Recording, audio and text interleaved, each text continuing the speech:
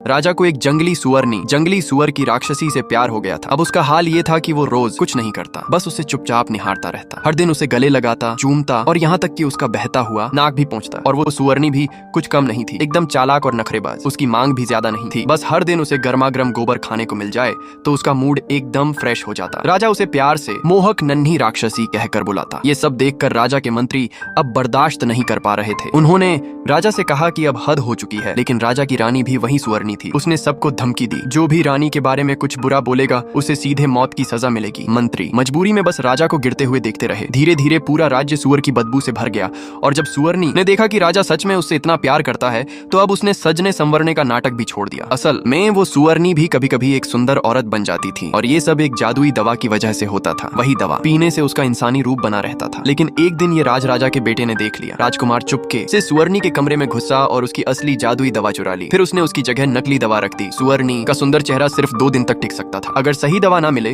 तो असली रूप सामने आ जाता और यही हुआ। उसने दवा पी तो ली लेकिन असर नहीं हुआ। उसी वक्त राजा कमरे में आ गया। वो रानी के साथ सोने ही वाला था कि डर के मारे सुअरनी ने उसके मुंह पर एक भयानक बदबूदार सांस छोड़ दी और राजा वहीं बेहोश हो गया। आधा घंटा बाद राजा फिर से होश में आया और रानी के पास गया। अब तक रानी अपना असली रूप एक भयानक सुअरनी में लौट चुकी थी। लेकिन हैरानी की बात ये थी कि राजा को तब भी उससे कोई एतराज नहीं था, बल्कि वो बोला, तुम तो इस दुनिया की सबसे खूबसूरत औरत